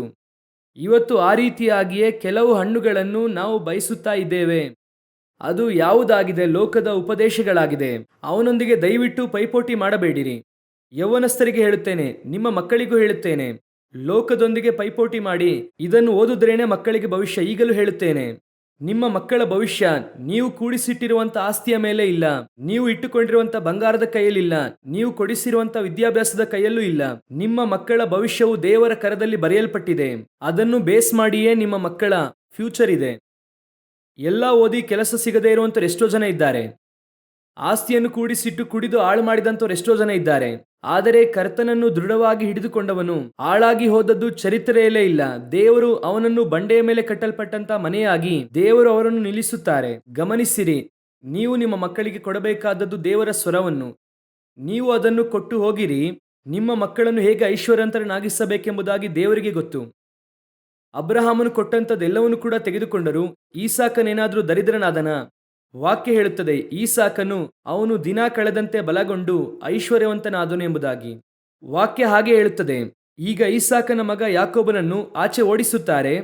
ಅವನ ತಾಯಿ ಹೇಳುತ್ತಾರೆ, ಓಡಿ ಹೋಗೋ ಎಂದು. ಬರೀ ಕೋಲಿನೊಂದಿಗೆ ಹೋದೆ ಎನ್ನುತ್ತಾನೆ. ಅವನೇನು ದರಿದ್ರನಾದ್ನ? 2 ಪಾಳೆಯದೊಂದಿಗೆ ಹಿಂತಿರುಗಿ ಬಂದೆ ಎಂಬುದಾಗಿ ಹೇಳುತ್ತಾನೆ. ಈಗ ಯಾಕೋಬನ ಮಗ ಯೋಸೇಫನು, ಅಣ್ಣ ತಮ್ಮಂದಿರೇ ಕೋಪಗೊಂಡು ಹೊಟ್ಟೆ ಕಿಚ್ಚಿನಿಂದ ಅವನಿಗೆ ಹೊಡೆದು ಅವನನ್ನು ಮಾರುತ್ತಾರೆ. ಅವನು ನೋಡಿ ಒಂದು ಊರಿಗೆ ದಾಸನಾಗಿ ಹೋಗುತ್ತಾನೆ. ಅದರಿಂದ ಅವನೇನಾದ್ರೂ ನಾಶವಾದನ? ಹಾಗೆ ಒಂದು ದೇಶಕ್ಕೆ ಪ್ರಧಾನಿ ಆಗುತ್ತಾನೆ. ಇವರೆಲ್ಲರ ಬಳಿ ಅಪ್ಪನು ಕೊಟ್ಟಂತ ಸೊತ್ತಲ್ಲ, ಆದರೆ ದೇವರೇ ಇದ್ದರು. ದೇವರು ಹೆಚ್ಚಿಸುವುದಕ್ಕೆ ಅವರು ಶಕ್ತರಾಗಿ ಇದ್ದರು. ಯಾರು ಏನೇ ಕೊಟ್ಟರೂ ಸರಿ, ಕೊಡದೇ ಇದ್ದರೂ ಸರಿ, ದೇವರು ನಿನ್ನನ್ನು ಘನಪಡಿಸುತ್ತಾರೆ. ಏನು ಇಲ್ಲದೆ ಇರುವಂತ ನಮ್ಮನ್ನು, ತಿಪ್ಪೆಯಲ್ಲಿದ್ದಂತ ನಮ್ಮನ್ನು ಎತ್ತಿ ನಮ್ಮನ್ನು ಅರಸರ ಮಧ್ಯದಲ್ಲಿ ಕೂರಿಸಿದ್ದಾರೆ. ಹಾಗಾದ್ರೆ ನೀವು ನಿಮ್ಮ ಮಕ್ಕಳಿಗೆ ಏನನ್ನು ಕೊಟ್ಟು ಹೋಗಬೇಕು ಗೊತ್ತಾ? ಲೋಕದ ಸ್ವರವನ್ನು ಕೇಳಬೇಡಿ. ಇದೆಲ್ಲ ಒಂದು ದಿನ ಅಳಿದು ಹೋಗುತ್ತದೆ. ಒಂದು ದಿನ ಅದನ್ನು ಕಳೆದುಕೊಳ್ಳುತ್ತೀಯ.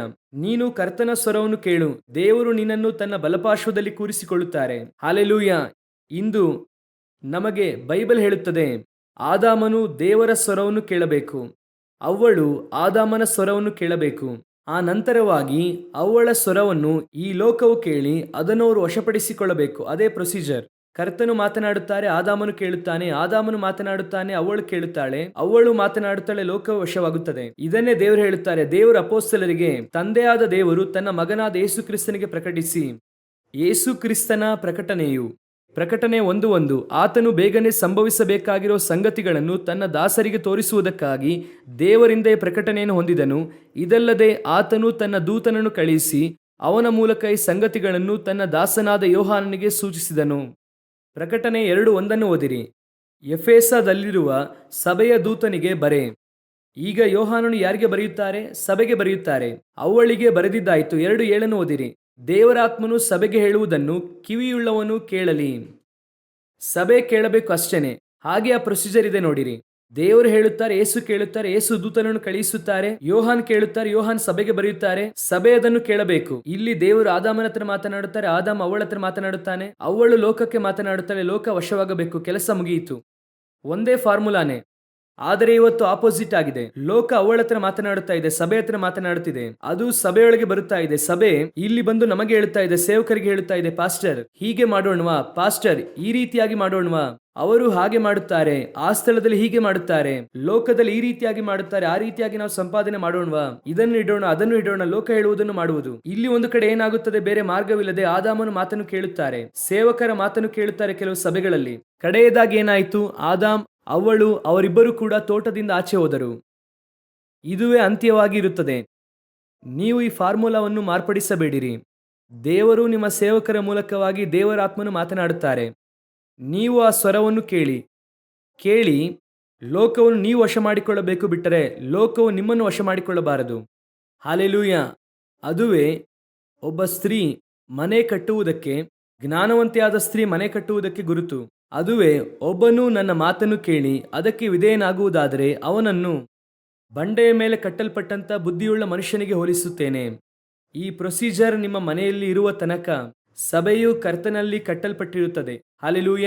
ಆತ್ಮೀಕ ಜೀವಿತ ನಿಂತಿರುವುದು ನಿರ್ಮೂಲವಾಗದೇ ಇರುವಂತದ್ದು ನೀವು ದೇವರ ಸ್ವರವನ್ನು ಕೇಳುವುದರಲ್ಲಿಯೇ ಇದೆ. ಆಮೇನ್. ನಾವು ಪ್ರಾರ್ಥಿಸೋಣ. ಎಲ್ಲರೂ ಕೂಡ ಎದ್ದು ನಿಂತುಕೊಳ್ಳೋಣವಾ? ನಿಮ್ಮ ಮನೆಯಲ್ಲಿ ದೇವರ ಸ್ವರ ಕೇಳಿಸುತ್ತಾ ಇದೆಯಾ?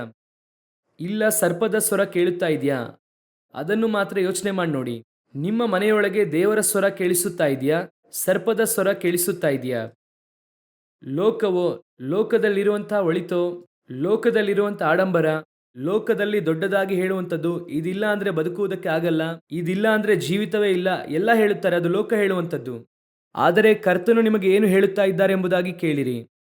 ಮಕ್ಕಳ ವಿದ್ಯಾಭ್ಯಾಸದಿಂದ, ನೀವು ಏನನ್ನೋ ಖರೀದಿಸುವುದರಿಂದ, ಮಕ್ಕಳ ಮದುವೆಯಿಂದ, ಲೋಕದಲ್ಲಿ ನಿಮಗೆ ದೇವರು ಏನನ್ನು ಮಾಡುವುದಕ್ಕೆ ಹೇಳುತ್ತಾರೋ ಅದನ್ನು ಮಾಡಿರಿ. ಕರ್ತನ ಸ್ವರವನ್ನು ಕೇಳಿ ಮಾಡಿ ಅಷ್ಟೇನೆ. ಲೋಕದ ಫಾರ್ಮುಲಾವನ್ನು ಉಪಯೋಗಿಸಬೇಡಿರಿ. ಲೋಕದ ಫಾರ್ಮುಲಾ, ಮಗ ಮಾಸ್ಟರ್ ಡಿಗ್ರಿಯನ್ನು ಮುಗಿಸಿದ್ದಾನೆ, ಹುಡುಗಿನೂ ಕೂಡ ಮಾಸ್ಟರ್ ಡಿಗ್ರಿ ಮುಗಿಸಿದ್ರೆ ಒಳ್ಳೆಯದೆಂಬುದಾಗಿ ನೀವು ನೆನೆಸುವುದಾದರೆ ಅದು ಲೋಕದ ಫಾರ್ಮುಲಾ. ದೇವರಿಗೆ ಯಾವ ಈಸಾಕನಿಗೆ ಯಾವ ರೆಬೆಕಾಳು ಎಂಬುದಾಗಿ ಇಟ್ಟಿರುತ್ತಾರೆ.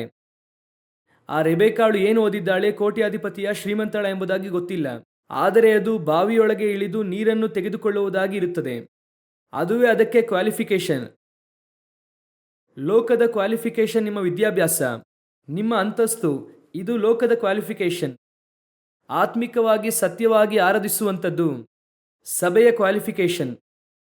ದೇವರ ಸ್ವರಕ್ಕೆ ವಿಧೇಯರಾಗಿರಿ. ನೀವು ದೇವರ ಸ್ವರವನ್ನು ಕೇಳಿ. ಹಣವನ್ನು ನೋಡಬೇಡಿ, ಜಾತಿಯನ್ನು ನೋಡಬೇಡಿ, ಅಂತಸ್ತನ್ನು ನೋಡಬೇಡಿ, ಬೇರೆ ಏನನ್ನು ನೋಡಬೇಡಿ. ಕರ್ತನು ಹೇಳುತ್ತಾರೆ ಎಂಬುದಾಗಿ ನೋಡಿ. ಅದು ಕೆಲಸವೋ ವಿದ್ಯಾಭ್ಯಾಸವೋ, ಈ ಉನ್ನತ ಶಿಕ್ಷಣ ಓದಿದ್ರೆ ಮಾತ್ರವೇ ಬರುವ 5 ವರ್ಷದಲ್ಲಿ ಫ್ಯೂಚರ್. ನೀನು ಆ ಓದನ್ನು ಓದಿ ಮುಗಿಸಿ ಬರುವಾಗ ಆ ಓದಿಗೆ ಫ್ಯೂಚರೇ ಇರುವುದಿಲ್ಲ. ಆದರೆ ನಿಮ್ಮ ಫ್ಯೂಚರ್ ಕರ್ತನಿಗೆ ಗೊತ್ತು. ಕರ್ತನು ಏನನ್ನು ಓದುವುದಕ್ಕೆ ಹೇಳುತ್ತಾರೋ ಅದನ್ನು ಓದಿರಿ. ಲೋಕದ ಮಾತನ್ನು ಕೇಳಬೇಡಿ. ಲೋಕದವರು ಹೇಳುತ್ತಾರೆ, ನೆಕ್ಸ್ಟು ಅದೇ ರೀ, ನೆಕ್ಸ್ಟು ಇದೇ ರೀ, ಬರುವಂಥ 10 ವರ್ಷಗಳಲ್ಲಿ ಇದೇ ನಡೆಯುತ್ತದೆ, ಆ ರೀತಿಯಾಗಿ ಓದಿಸಿರಿ. ನೋಡಿ, ಕಳೆದ 5 ವರ್ಷದಿಂದ ಓದಿದವರಿಗೆ ಈಗ ಕೆಲಸವೇ ಇಲ್ಲ. ಆಗ ಯಾವುದು ಚೆನ್ನಾಗಿತ್ತೋ ಅದನ್ನು ಓದಿದವರಿಗೆ ಈಗ ಕೆಲಸವಿಲ್ಲ. ಆದರೆ ಕರ್ತನು ಹೇಳುವ ಪ್ರಕಾರವಾಗಿ ಮಾಡುವವನಿಗೆ ಯಾವಾಗಲೂ ಕೂಡ ಆಶೀರ್ವಾದ ಉಂಟು. ಅದನ್ನೇ ನಿಮಗೆ ಹೇಳುತ್ತೇನೆ. ದೇವರ ಸ್ವರವನ್ನು ಕೇಳಬೇಡಿರಿ, ಕರ್ತನ ಸ್ವರವನ್ನೇ ಕೇಳಿರಿ. ಅದರ ಪ್ರಕಾರವಾಗಿ ಅವರು ನಡೆಸುವುದಕ್ಕೆ ಶಕ್ತರಾಗಿದ್ದಾರೆ. Thank you Jesus. ಒಪ್ಪಿಸಿಕೊಡೋಣವಾ? ಕರ್ತನು ನಿಮ್ಮನ್ನು ಸಂಧಿಸಿದ್ದರೆ, ನಿಮ್ಮೊಂದಿಗೆ ಮಾತನಾಡಿದ್ದರೆ ಮಾತ್ರವೇ ನಿಮ್ಮ ಕರಗಳನ್ನು ನೇರವಾಗಿ ಮೇಲೆತ್ತಿ ದೇವರಿಗೆ, ದೇವರೇ, ನಾನು ಇನ್ನು ಮುಂದೆ ನಿಮ್ಮ ಸ್ವರವನ್ನು ಕೇಳುತ್ತೇನೆ ದೇವರೇ, ಇನ್ನು ಮುಂದೆ ನಿಮ್ಮ ಸ್ವರದ ಪ್ರಕಾರವಾಗಿ ನಾನು ನಡೆಯುತ್ತೇನೆ. ಇನ್ನು ಮುಂದೆ ಮನುಷ್ಯರ ಸ್ವರವಲ್ಲ, ಮನುಷ್ಯರ ಸ್ವರವು ಬೇಡ. ಅದು ಪಾತಾಳವಾಗಿದೆ, ಅದು ಮರಣವಾಗಿದೆ. ಶ್ವಾಸವುಳ್ಳ ಮನುಷ್ಯರ ಮಾತನ್ನು ಕೇಳುವುದಕ್ಕಿಂತಲೂ ದೇವರ ಮಾತಿನಲ್ಲಿ ನೆಲೆಯಾಗಿರುವಂಥದ್ದು ಒಳ್ಳೆಯದು. ಕರ್ತನ ಮಾತನ್ನು ಕೇಳಿರಿ. ಅದು ಒಂದು ದಿನವೂ ನಿಮ್ಮನ್ನು ಕೊಲ್ಲುವುದಿಲ್ಲ, ಒಂದು ದಿನವೂ ನಿಮ್ಮನ್ನು ತಳ್ಳುವುದಿಲ್ಲ. ಕರ್ತನ ಸ್ವರವು ನಿಮ್ಮನ್ನು ನಿಲ್ಲಿಸುತ್ತದೆ. ಕರ್ತನ ಸ್ವರವು ನಿಮ್ಮನ್ನು ಉನ್ನತದಲ್ಲಿ ಕೂರಿಸುತ್ತದೆ. ಸರ್ವಶಕ್ತನಾದ ದೇವರೇ, ಸುಂದರವಾದ ದಿನಕ್ಕಾಗಿ ನಿಮಗೆ ಸ್ತೋತ್ರ. ಕರಗಳನ್ನು ಮೇಲೆತ್ತಿ ಸತ್ಯವಾಗಿ ಪ್ರಾರ್ಥನೆ ಮಾಡುತ್ತಾ ಇರುವಂಥ ಒಬ್ಬೊಬ್ಬ ಸಹೋದರಿಗಾಗಿ ಪ್ರಾರ್ಥಿಸುತ್ತೇನೆ. ನಾವು ನಿಮ್ಮ ಸ್ವರವನ್ನು ಕೇಳುವವರಾಗಿ, ಅದರ ಪ್ರಕಾರವಾಗಿ ಕಟ್ಟುವವರಾಗಿ, ಅದರ ಪ್ರಕಾರವಾಗಿ ಮಾಡುವವರಾಗಿ, ಕಡೆಯ ತನಕ ಬಂಡೆಯ ಮೇಲೆ ನಿಂತಿರುವವರಾಗಿರುವಂತೆ ನಮಗೆ ಸಹಾಯ ಮಾಡಿರಿ. ಲೋಕದಲ್ಲಿರುವಂಥ ಒಳಿತುಗಳು, ಲೋಕದಲ್ಲಿರುವಂಥ ಆಡಂಬರ, ಲೋಕದಲ್ಲಿರುವಂಥ ಆಸೆ, ಲೋಕದಲ್ಲಿರುವಂಥ ಆಶೀರ್ವಾದವನ್ನು ನಾವು ಕೇಳುತ್ತಾ ಇಲ್ಲ, ನಿಮ್ಮನ್ನೇ ನಾವು ಕೇಳುತ್ತಾ ಇದ್ದೇವೆ ದೇವರೇ. ನೀವು ಏನನ್ನೇ ಕೊಟ್ಟರೂ ಅದನ್ನು ಪಡೆಯುವುದಕ್ಕೆ ನಾವು ಸಿದ್ಧರಾಗಿದ್ದೇವೆ. ಹತೋಟಿಗೆ ತೆಗೆದುಕೊಳ್ಳಿರಿ, ಮಾರ್ಗ ನಡೆಸಿರಿ, ಆಶೀರ್ವಾದ ಮಾಡಿರಿ. ನಿಮ್ಮ ವಾಕ್ಯವು 100% ನಮ್ಮಲ್ಲಿ ಕ್ರಿಯೆ ಮಾಡಲಿ. ನಮ್ಮ ದೇವರಾದ ಯೇಸುವಿನ ನಾಮದಲ್ಲಿ ತಂದೆಯೇ, ಆಮೇನ್.